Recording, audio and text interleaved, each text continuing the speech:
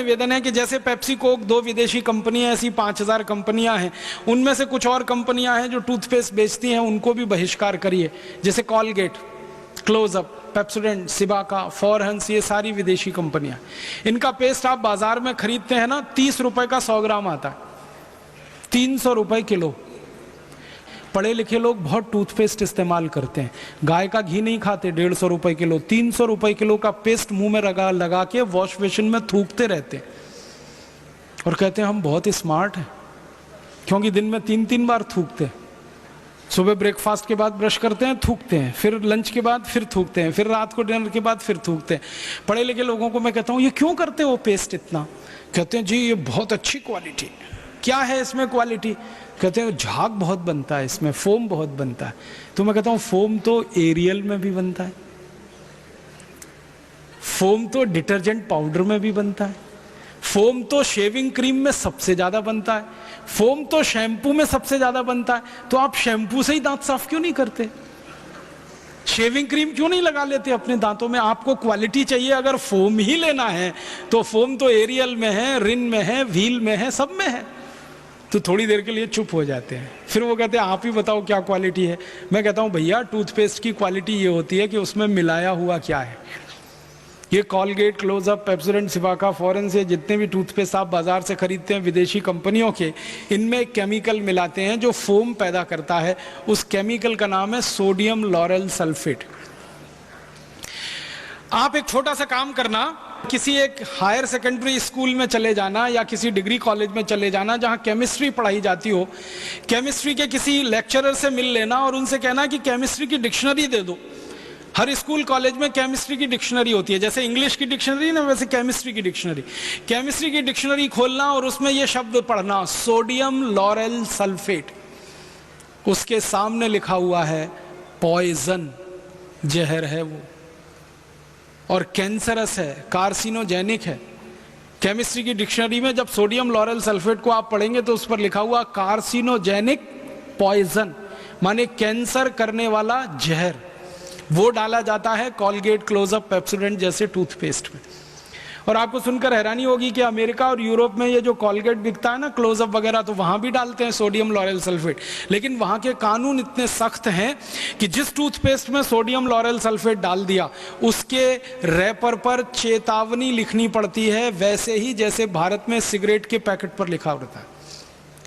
आपने देखा भारत में सिगरेट पैकेट पे लिखा रहता है सिगरेट पीना स्वास्थ्य के लिए हानिकारक है। अमेरिका में कॉलगेट के रैपर पर यह लिखा रहता है Colgate is injurious to health. Britain में कॉलगेट के रैपर पर लिखा रहता है Colgate is injurious to health. और ब्रिटेन, अमेरिका, कनाडा जैसे देशों में कॉलगेट के रैपर पे क्या लिखा रहता है मैं आपको वैसे का वैसे ही सुनाता हूं अंग्रेजी में, फिर उसका हिंदी बताऊंगा। उसमें लिखते हैं please keep out this Colgate from the reach of the children below 6 years। मतलब 6 साल से छोटे बच्चे को ये कॉलगेट कभी नहीं देना। क्यों? छोटे बच्चे कॉलगेट को चाट लेते हैं और कॉलगेट में केमिकल है जो कैंसर करता है, सोडियम लॉरेल सल्फेट। वो बच्चे की मृत्यु हो सकती है कैंसर से।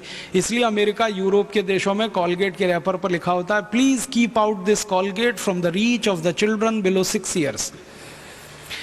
दूसरा वाक्य लिखते हैं in case of accidental injection please contact immediately poison control centre.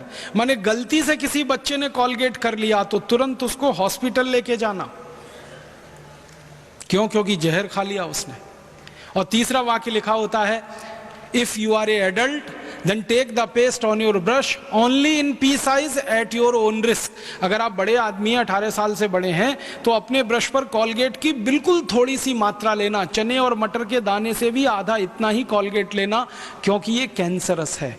अब अमेरिका, यूरोप में ये चेतावनी लिखी जाती है। कॉलगेट के बारे में भारत में ऐसी कोई चेतावनी वो नहीं लिखते।